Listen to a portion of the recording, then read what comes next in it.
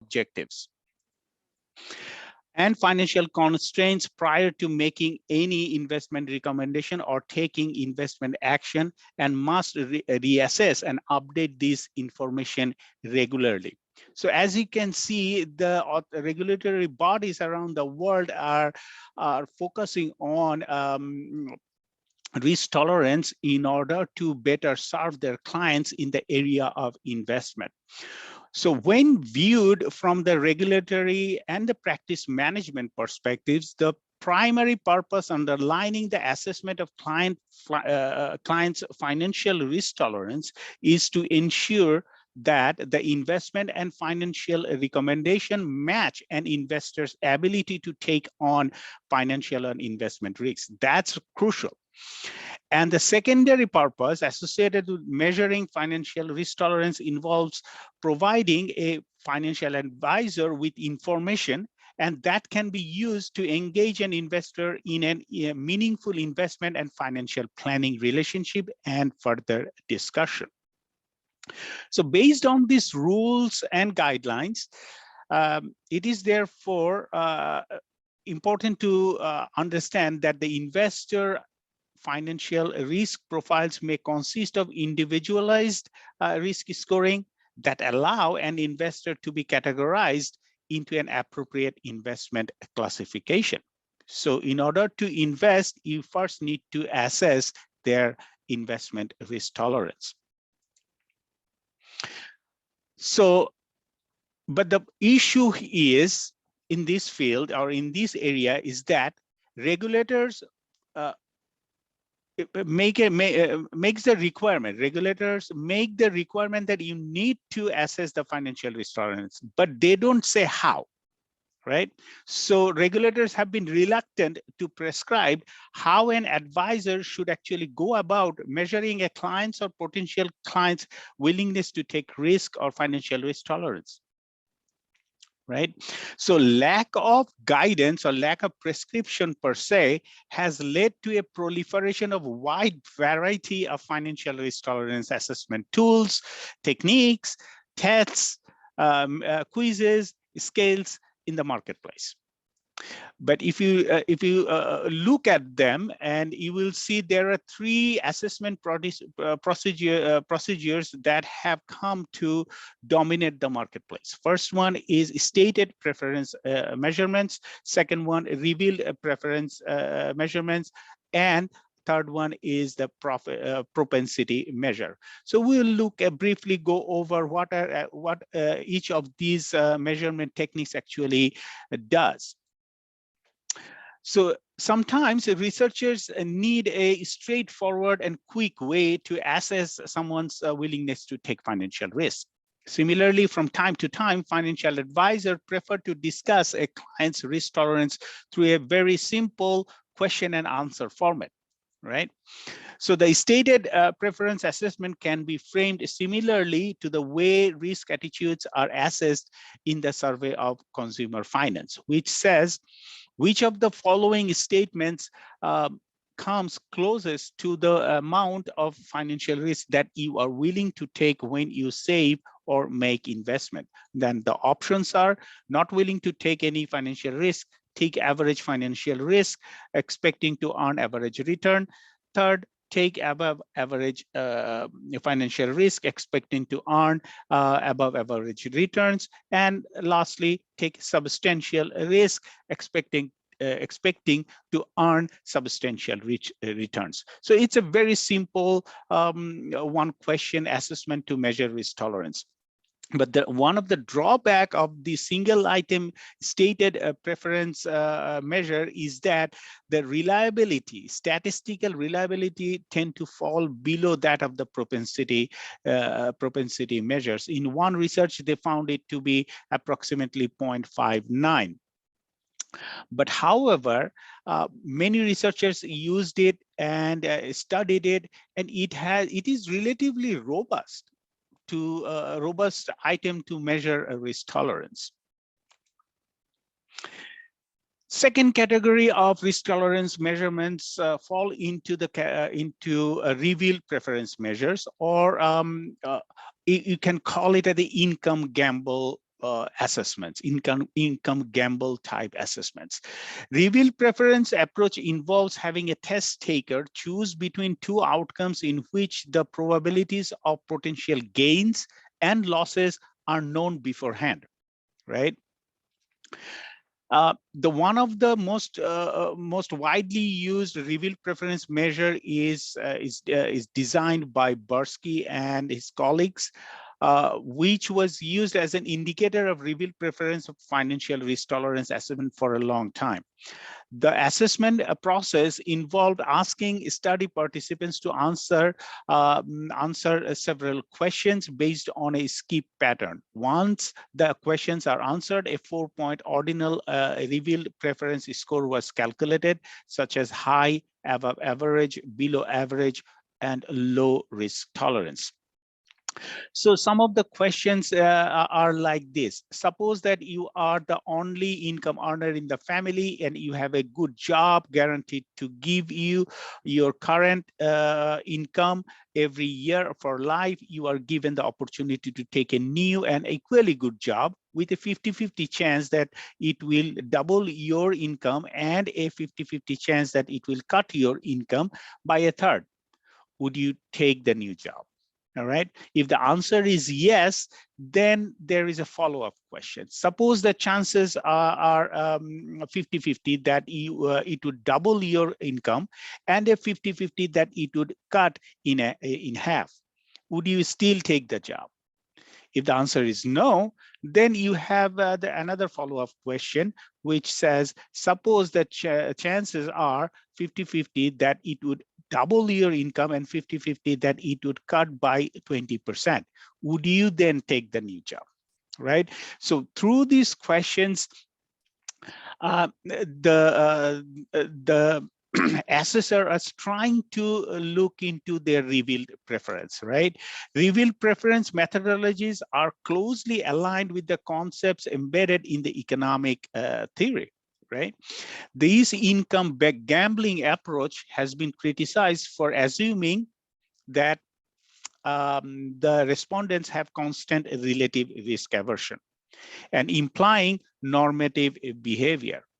Many researchers showed that the few people actually have constant relative risk aversion, which is the primary assumptions we make in the reveal preference methodologies.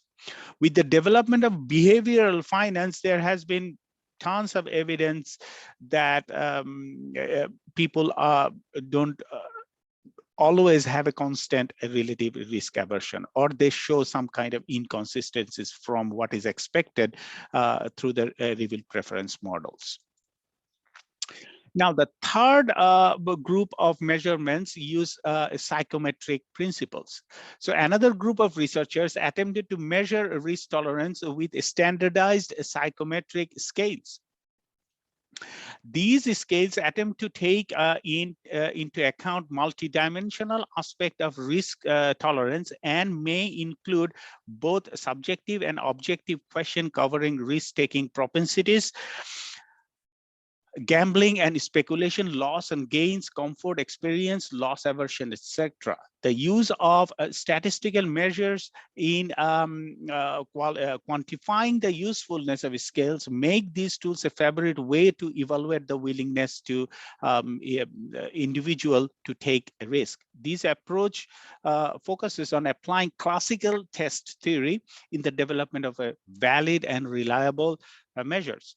Propensity measures are designed to assess underlying attitudes that prompt behavioral intention and action.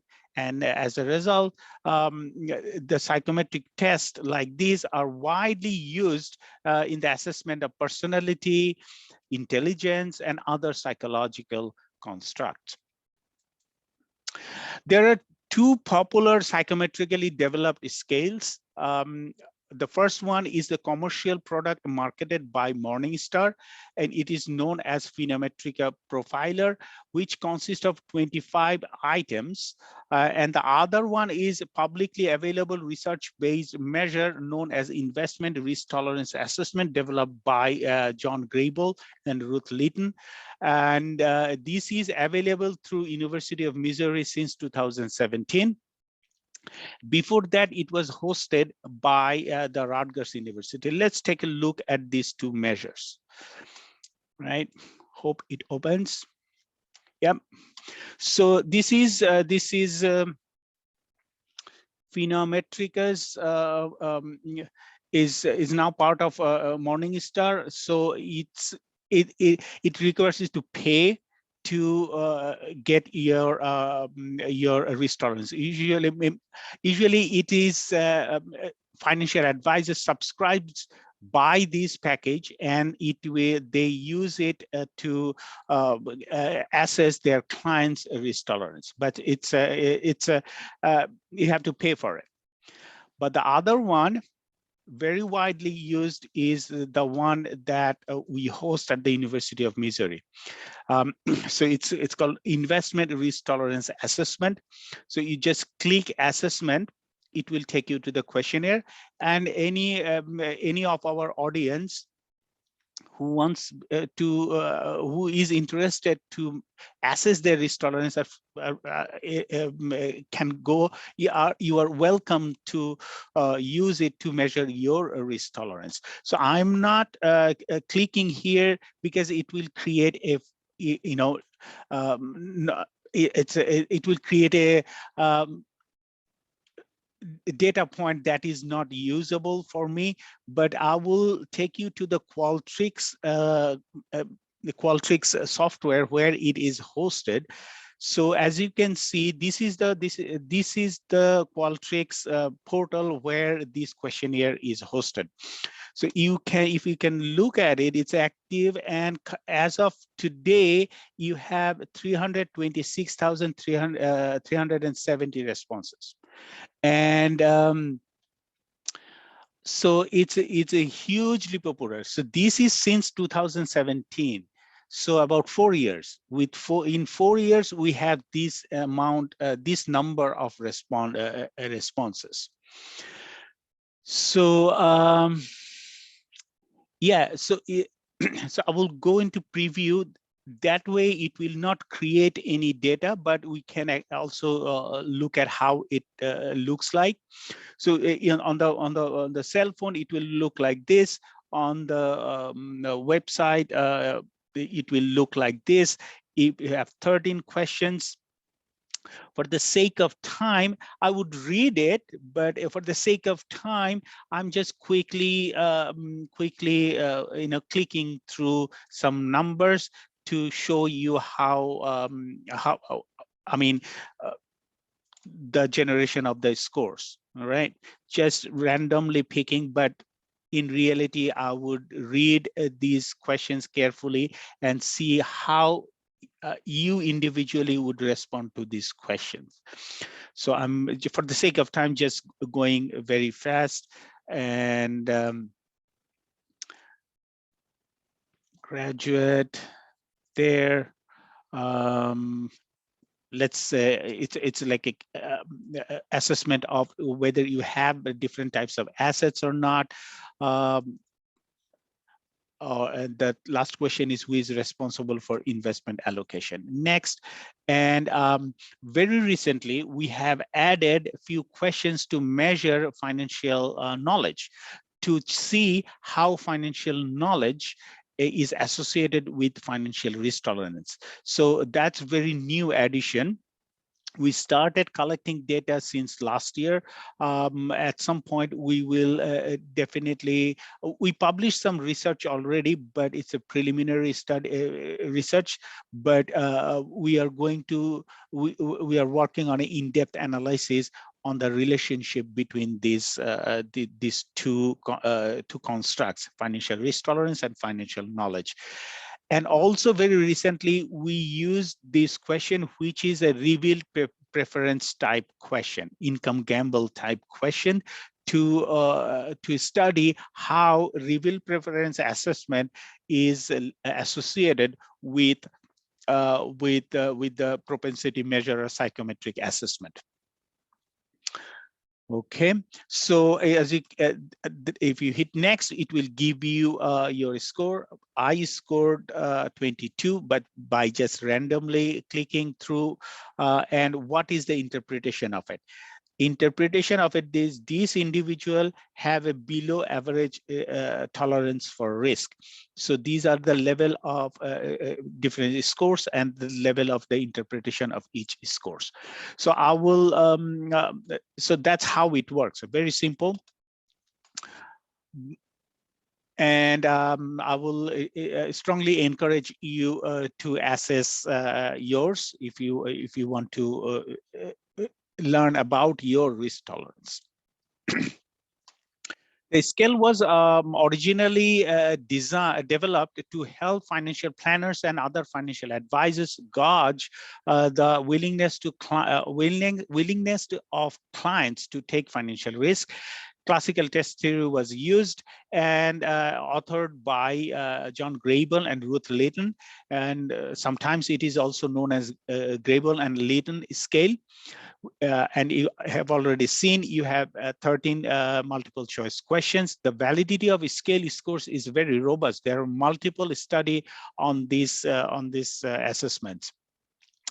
Scores from the scale have been used in numerous studies with a general pattern of higher or lower risk tolerance scores being associated with more or less equity portfolio holdings and more aggressive financial decision, which shows some sort of validity of this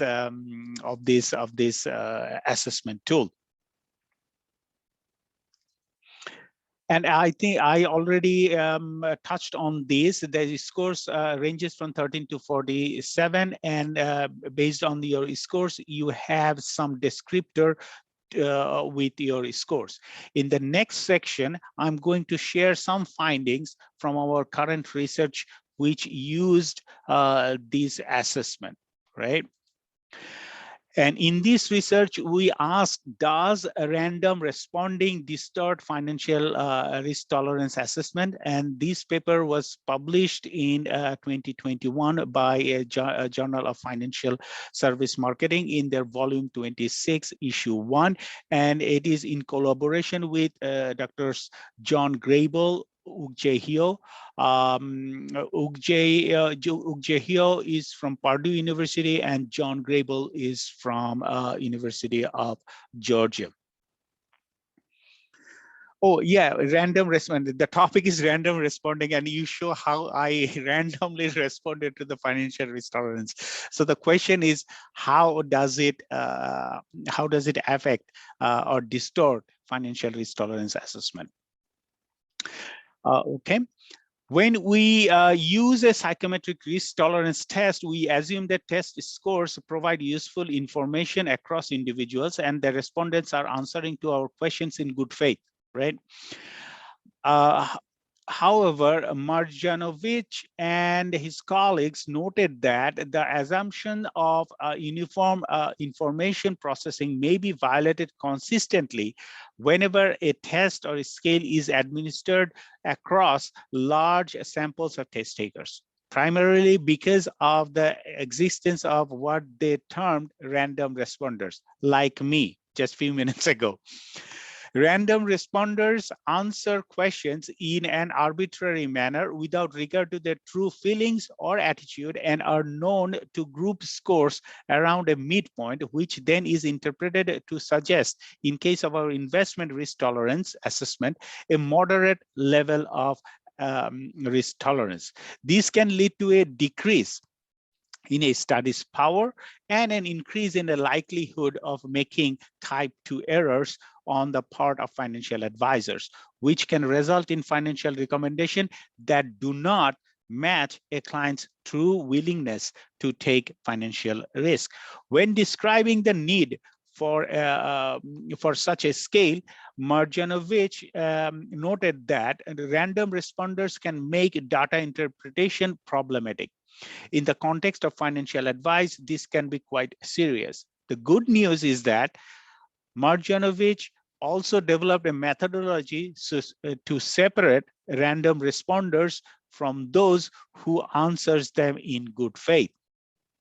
All right, so we applied that methodology in our sample, where we have like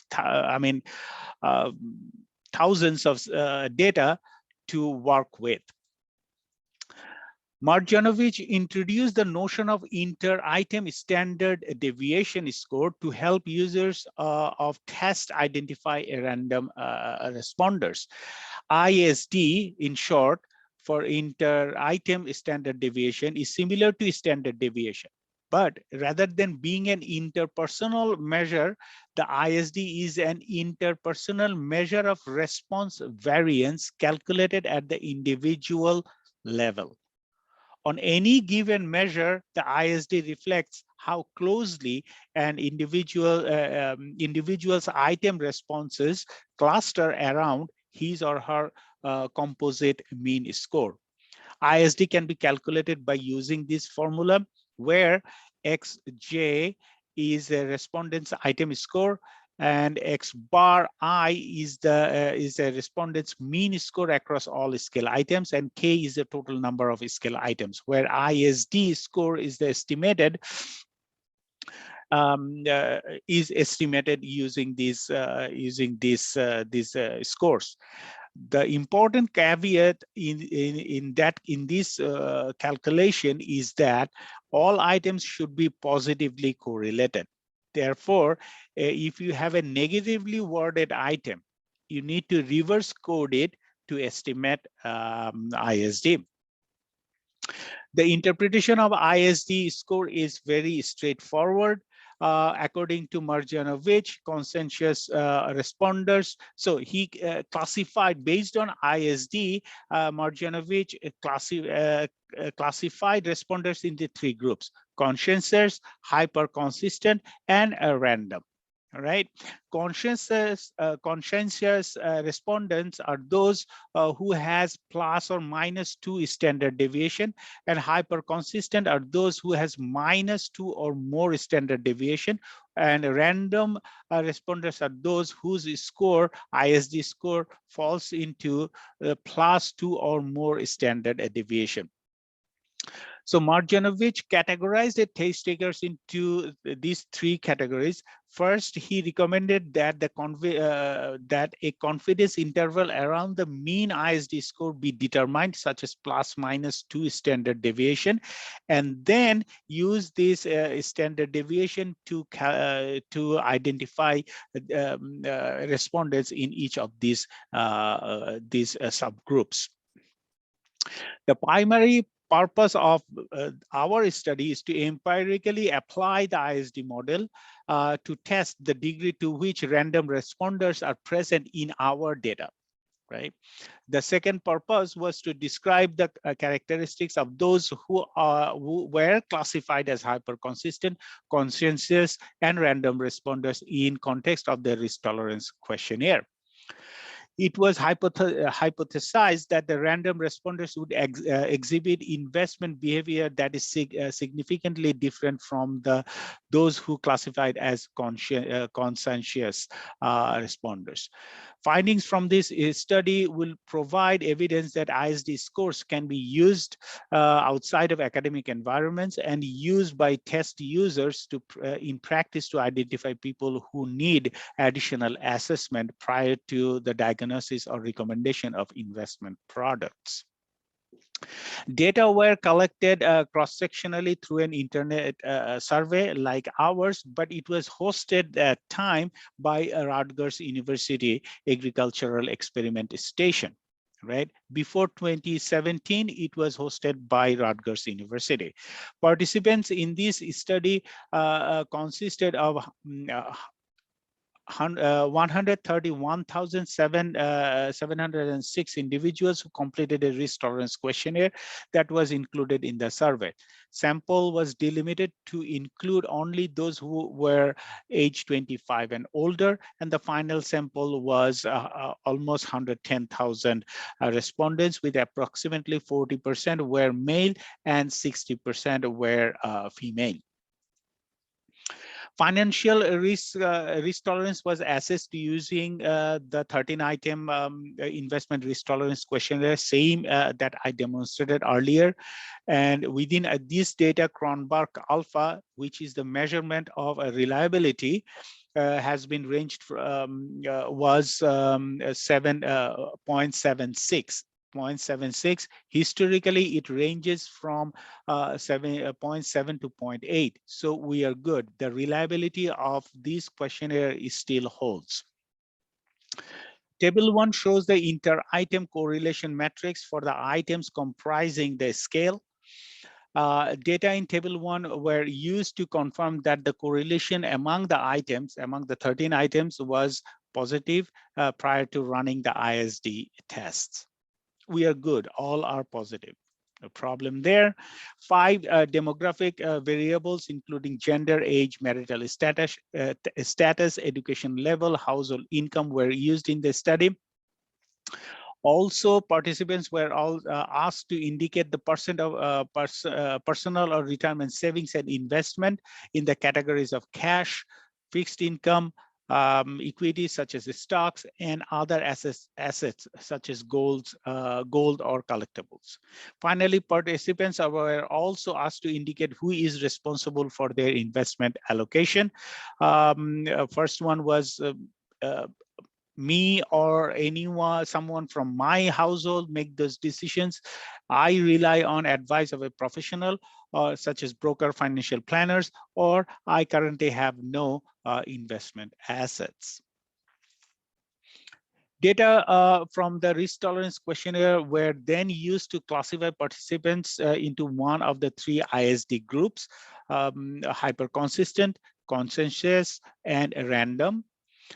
Specifically, an ISD score was estimated using participants' score on the financial risk tolerance assessment. The mean ISD score was 0.7899. Standard deviation of ISD scores was 0.169. And next confidence interval using 2 standard deviation interval around the mean risk tolerance score was determined. And the confidence interval ranged from 0.45 to 1.25. Participants whose ISD scores fell within this confidence interval were classified as conscientious. Anyone whose score is lower than 0.45 were classified as hyper-consistent, and anyone whose score is greater than 1.128 were classified as random responders. Approximately 96% of the participants in our sample were conscientious. 2% of the respondents were hyper-consistent, and 2% were random responders. So it's more about a distributed on a normal, normal distribution curve, which is very expected, right? A series of chi-square tests and ANOVA were conducted to identify similarities and differences among respondents based on the ISD categories. So here are the summary table of all the pairwise comparisons and F-test and the chi-square test. Let's move to the next slide to explain some of the results. When viewed holistically, random responders exhibited the highest risk tolerance score. Those who were hyper consistent exhibited the lowest risk tolerance score, and whereas conscientious respondents fell between the extremes. So this finding is a little bit different from what Marjanovic was saying, that the random responders go by the middle. But in our finding, we saw that it's random responders actually exhibited the highest risk tolerance score. ANOVA tests were conducted to identify similarities and differences.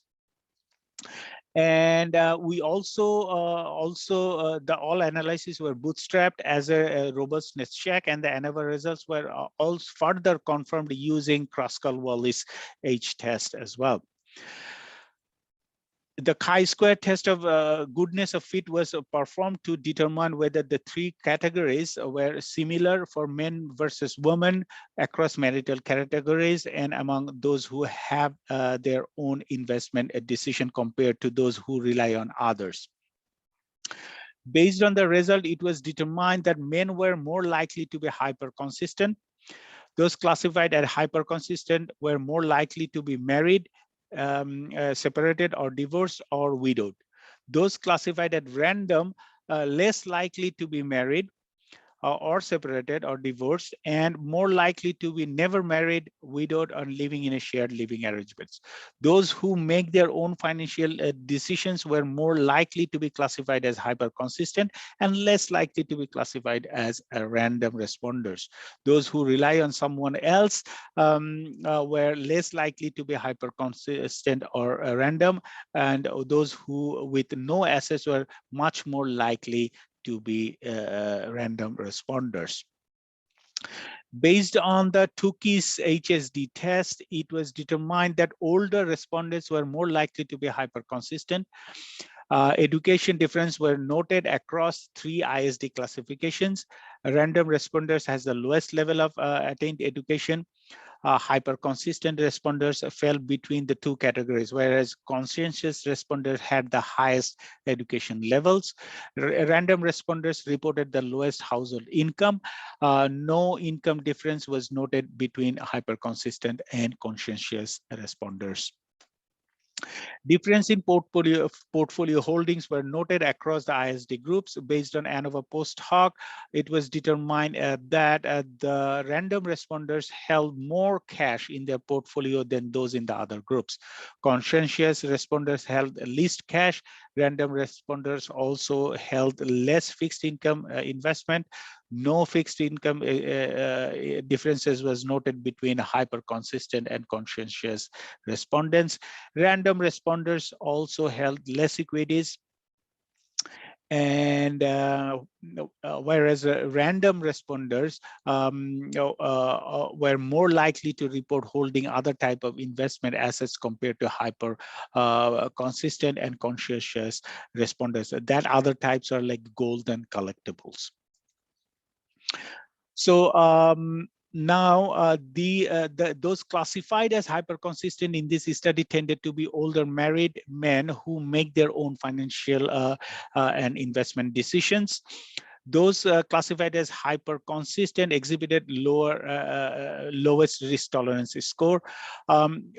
Two characteristics were common among conscientious respondents: relying on someone else when making financial and investment decisions and having a high level of attained education. Those fitting this profile exhibited a mean risk tolerance score that fell between hyper-consistent and random responders. In some respects, this profile is consistent with the notion that those who have a strong vested interest in personal portfolio outcomes should spend some time when answering risk tolerance question. That is, the hyper-consistent respondents may strive to be very precise and consistent.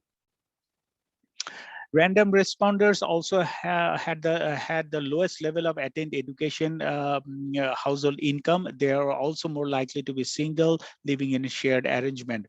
These also, they have are more likely to report having no investment assets. Among those in this category that did own assets, random responders held more cash, less fixed income assets, and fewer equity assets. These may help explain the randomness of their responses, actually. Specifically, being a priori overtly cautious or lacking a financial basis in which to differentiate between investment choices, questions that are designed to assess a person's willingness to make a risky financial decision may not resonate with the respondent because they don't have enough assets to asset in line to respond, or they cannot associate with these questions, investment related questions. So in conclusion, in terms of financial risk tolerance assessment, those who rely on risk scores when making financial decision or providing investment recommendation to others should be cautious when interpreting survey results from those who currently have no investable assets. Inter-item standard deviation approach provides a meaningful way to categorize survey respondents into one of the three groups.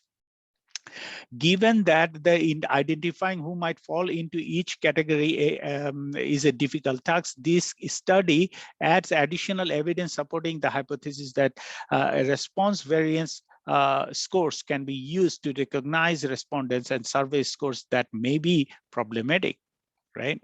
In this study, random responders exhibited significantly different characteristics from those classified as either hyper-consistent or conscientious. This information can be used by researchers for further evaluation or a mechanism to explain problematic survey data from the ongoing analysis. That's all I have from my side right now. We have many other exciting studies going on, especially in this pandemic era. We are looking at how COVID impacted their financial risk tolerance. So we'll talk about them in future. I would like to acknowledge Drs. John Grable and Ugjehio for collaborating with this project, and thank you for watching this. Thank you very much. Great, thank you, Abed. That was very interesting. If anyone has questions, please enter them into the Q&A box at the bottom of your screen. Abed, I will kick us off with the first couple of questions. Well, let me just first note, I thought it was very interesting that you could take this analytical approach to problematic survey data. Because Drs. Van Leuven and Ray and I are working right now on a paper of using survey data. And we literally just over the weekend, we're kind of grappling with, well, what do we do with these respondents that have inconsistent questions? So I think that's a really, a really neat approach. Very, very cool. My question has to do with the revealed preference question that you mentioned adding to the Qualtrics. Is that a potential for a new line of research, kind of comparing the psychometric versus revealed preference? Yeah, that's the goal. Exactly. That was the because a lot of researchers were especially if you like economics or economics focused researchers, they understand the revealed preference question very well, how it ties. So psychometric, so we are trying to look at the psychometric results and revealed preference results, how they match. It's more like a robustness check or validity check, if you may. Yeah, that is the purpose. Is the next layer of studies will be research is to collect enough data so we can look at how these two approaches actually converge, or if there is any convergence or divergence. Cool, very exciting. Yeah. Let me check the Q&A, see if there's any questions in there. I don't see any other questions in the Q&A, so I'm going to ask another question. Sure. I used to work at the Federal Reserve Bank, so I thought it was cool that the stated preference question from the SCF, the Survey for Consumer Finance, was on there. Do you know how the Federal Reserve came up with that question? Was that the similar sort of research-based process, or was it a question they just wrote and everyone kind of adopted? I think the second option. I don't know the history behind, because it's like a simple question. Okay, you just randomly ask you, what is your risk tolerance, right? What is your risk tolerance? What is my risk tolerance? I'd say moderately risky. That's what it is, right? Yeah. That's what it is. Because it's just one item. There is no psychometrics behind it. Okay. So most like probably I don't want to guess but it's probably some researchers. I don't know who or which group they come up with these questions, but it has been used. I mean, before all the psychometrics and all that stuff, because as like computational power or the statistical power we got over the years, we could now run so many complex analysis. Before that, just have it the simple one question and find it. So it's like a conceptually, it's like, okay, we can get someone's risk tolerance by asking, tell me your risk tolerance. Mhm. But later years, by looking at further delving in deep into this subject area, we notice that it's not just one dimensional. It's not just subjective. What do you think? It has a lot of behavioral aspect in it. It has a lot of economic aspect in it. It has a lot of gambling aspect in it. It's also a macroeconomic aspect is there as well. So it's a lot of it's in short, it's a multidimensional. It's not a so that's how when researchers take a different route. Okay, let's see what other questions we can ask to assess risk tolerance in a valid and reliable manner. Very cool. Very cool. We have a question from Wyatt Thompson. He says, in the conclusions, you said that having no assets causes random people to answer badly or poorly. So maybe these respondents have traits that make their answers random and their bad decisions cause them to have no assets. Like it, yeah. So Wyatt, the economist, asks, can we tell which causes which? Yeah, that's probably a good question. Like, yes, simultaneity, right? Simultaneity bias, like which causes what. So it's a I mean, in the conclusion, I mean, I should not have that as a conclusion. It's more like we didn't find that. It's more like probably it should have been discussed in the discussion section rather than in the conclusion. It's a misplaced there. So yeah, you are right. It can have. We haven't checked simultaneity, so we cannot conclusively say that which actually cause that. So I think you gave me a really good research question there, right? Thank you. Wyatt says, thank you, neat stuff, really fascinating. Abed, I think this is one of the cool things about you being in DAS now is you're with a lot of economists, and Yay! Economics has been really, really into endogeneity and solving these kind of simultaneity or causal issues. So I see some potential collaboration there. Definitely. That's what that was. I was very excited because financial planning is a very new field. So we pretty much dive into the practical problems. But now I have these people around who I can collaborate with to pin down some of the econometric issues. Very awesome. Very cool. I have another question from Alice Roach. Alice writes, to individuals who complete your investment risk tolerance assessment that you showed us, how do you recommend they use the results to shape their own financial investments and decision making? So for example, I stated moderately risky. I'm going to have to go take your quiz now, but let's say I get a 28. How can I use that best? So that's a really good and practical question. So we don't have I will acknowledge we don't have the correct answer yet, but because we have not collected enough information to link financial risk tolerance score and actual investment, because we don't have actual investment information in our data. So cool study will be a large scale national level data collection where we measure risk tolerance, also ask them their actual portfolio allocation. After going through that data analysis, probably we can model or we can recommend some kind of window of recommendation.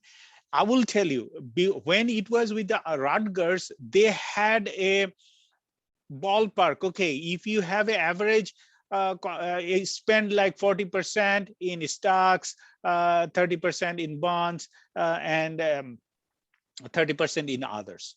But it was not research based. It's just a perception. So I'm not going to recommend that. That's why we don't have that in our questionnaire.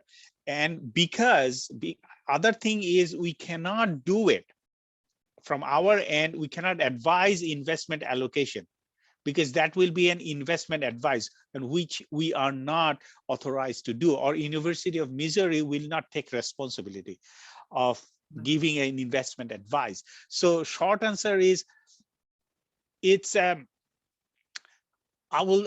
say, okay, think about your portfolio, see where you are, and see your risk tolerance currently, and see if it matches subjectively, whether your allocation percentages and how you feel about it.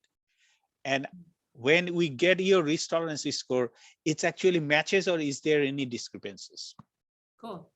So Laura McCann has, I think, a bit of a, I don't know if she intended it to be a follow-on, but I think it follows on from Alice's question quite well.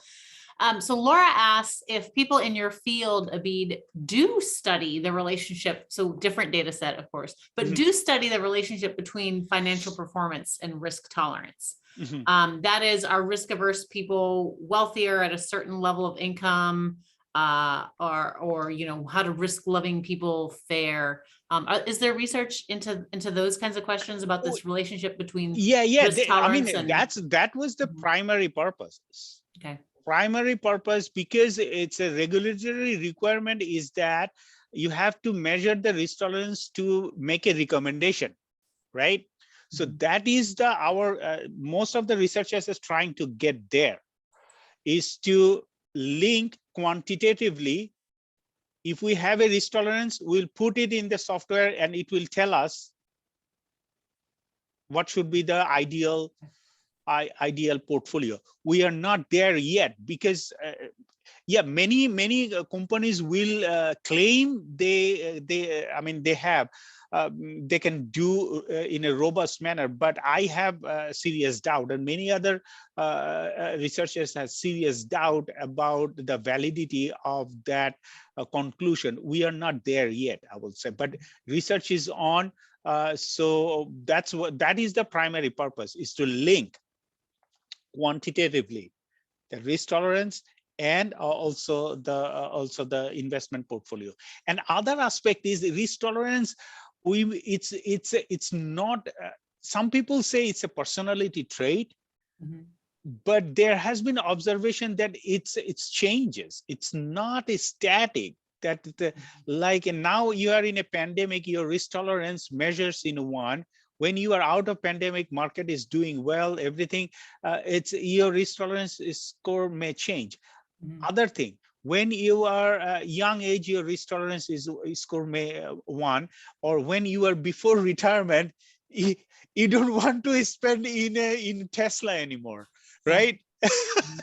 So or cryptos, even though those are not investment assets, but you don't want to do it, right? So with the age and experience, things change a little bit. So very fascinating area of research.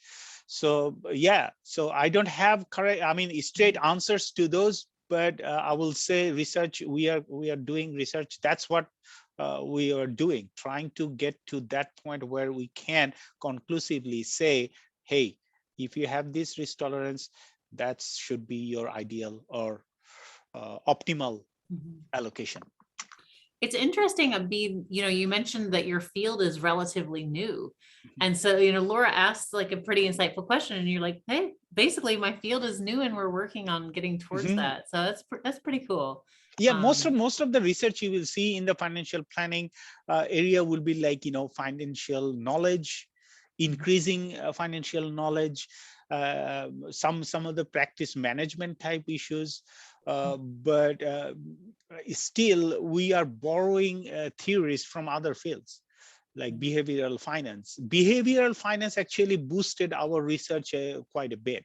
Mhm. So behavioral finance, behavioral economics created another opportunity for us to use. So in our presentations, in our conferences, you will see, I mean, researchers from all medical, law, from economics, from psychologists, everywhere.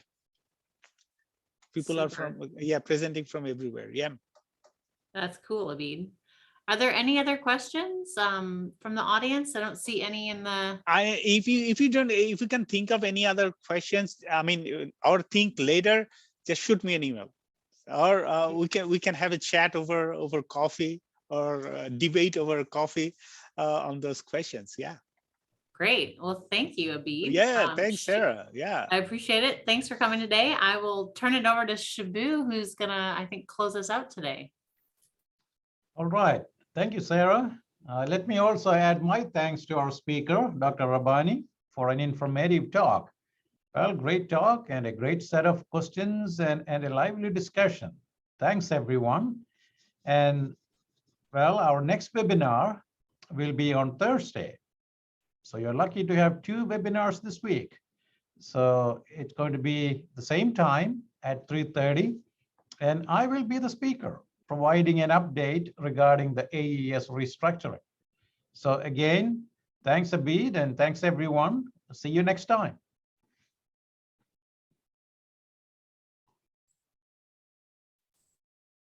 Thank you all. That was great. All right.